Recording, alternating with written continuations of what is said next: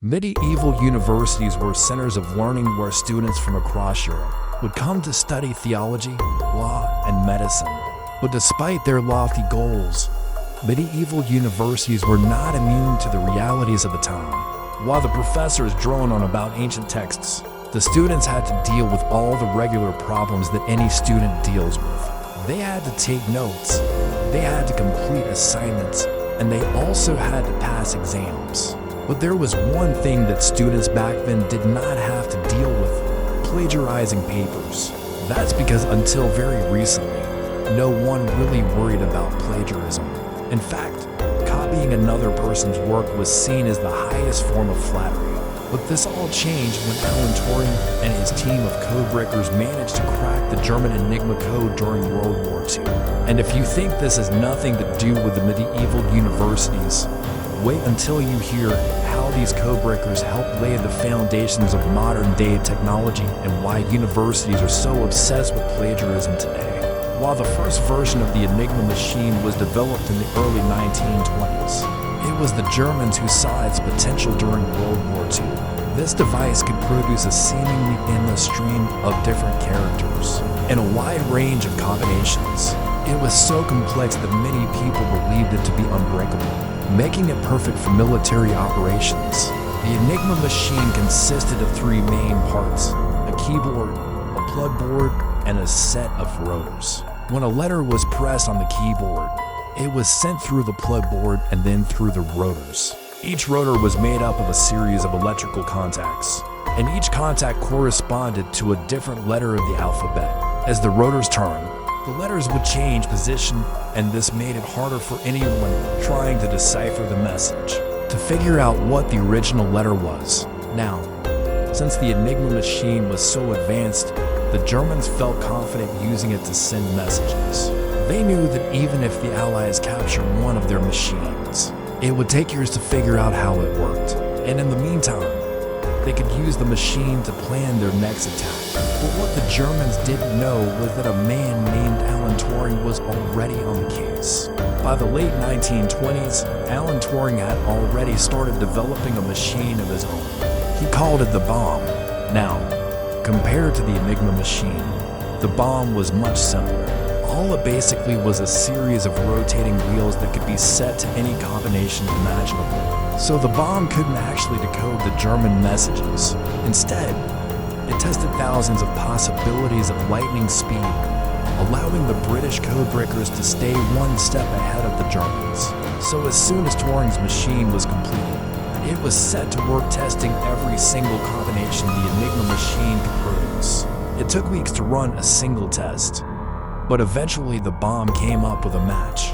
Once the Enigma machine was broken, the British were able to read everything the Germans were sending, which gave them an important advantage in the war. Although the war ended before the bomb was finished, the impact of Turing's work cannot be overstated. It is estimated that the Germans sent over 5,000 messages a day, and almost all of them were intercepted and decoded by the British. This helped the Allies win many important battles, and it is believed that Turing's work may have shortened the war by 2 years, saving millions of lives.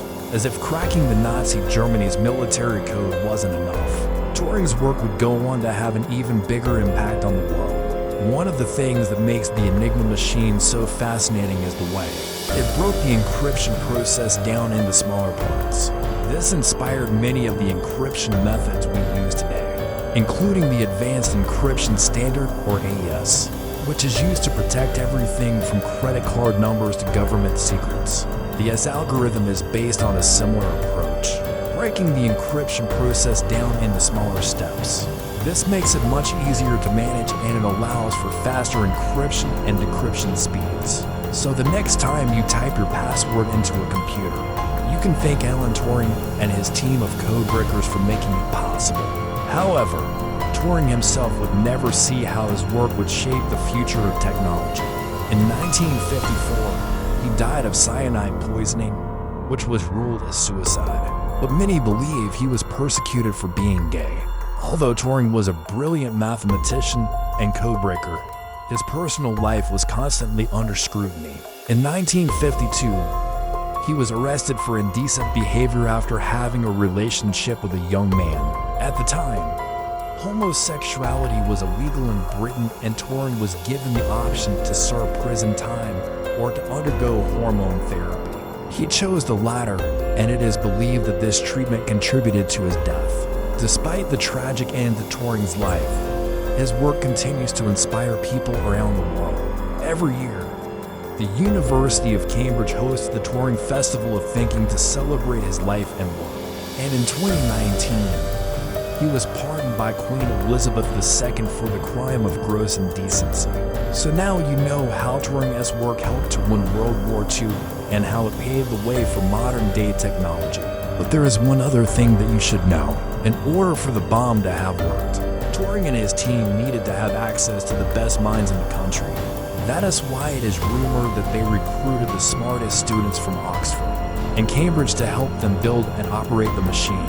These students would spend hours on end working on the bomb, testing new ideas and helping to improve the machine's efficiency.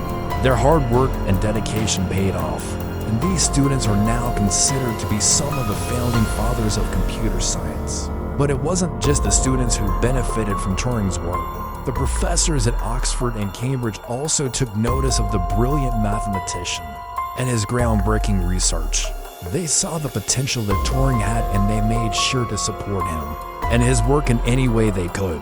Some of the professors even helped Turing secure funding for his research, which allowed him to continue his work and develop the bomb. So it was really a win-win situation for everyone involved. The students got to be part of something bigger than themselves, and the professors got to witness firsthand the brilliance of a young mathematician. However, it wasn't all smooth sailing. There were definitely some bumps along the way.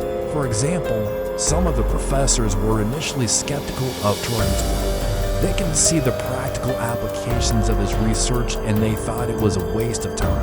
But once they saw the potential of the bomb, they quickly became supporters. There was also the issue of secrecy.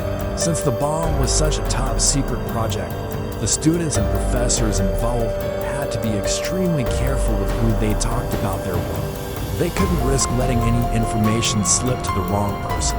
Despite these challenges, though, the work went on, and the students and professors continued to push the boundaries of what was possible. But what about after the war? What happened to the students and professors once the fighting was over? Well, many of them went on to become leaders in the field of computer science. They used the skills they developed while working on the bomb to create new technologies and solve complex problems. Others stayed in academia and taught future generations of mathematicians and scientists. Either way, their contributions during the war helped to shape the future of technology. And what about Turing? Well, as we mentioned earlier, he was tragically persecuted for his sexuality, but his legacy lives on through the work he accomplished during the war. His contributions to code breaking and computer science are still studied and celebrated today. So while his personal life was cut short, his professional life had a lasting impact on the world. To this day, the story of Alan Turing and his team of code breakers is an inspiration to those who dare to dream big and challenge the status quo. The fact that he was able to break the Enigma code, a machine that was thought to be unbreakable, is a testament to his genius and determination. And the fact that he was able to recruit and lead a team of brilliant students and professors is a testament to his leadership skills. Turing's story is a reminder that even in the darkest of times, one man's brilliance can make a difference. It's also a reminder that sometimes the greatest innovations come from the most unexpected sources. Who knows? Maybe the next time you hear a seemingly unsolvable problem, you'll be inspired to find a solution. After all, anything is possible if you have the right team of people working together. But what about the impact of this story on the medieval universities? Well, it turns out that the students and professors who worked on the bomb brought a new level of rigor and discipline to the universities. They realized that in order to compete on the world stage, they needed to be at the cutting edge of technology and research. This led to the creation of new departments, the hiring of new faculty, and a general improvement in the quality of education. In fact, Some historians argue that this period of time marked the beginning of the modern university. So the next time you hear someone say that universities are outdated and irrelevant, just remember that it was the universities that produced the brilliant minds that won World War II. It was the students and professors who worked on the bomb that helped to usher in the digital age. And it all started with one man's brilliance. Thank you for watching. If you enjoyed this glimpse into history's hidden heroes, hit subscribe for more untold stories that shaped our world.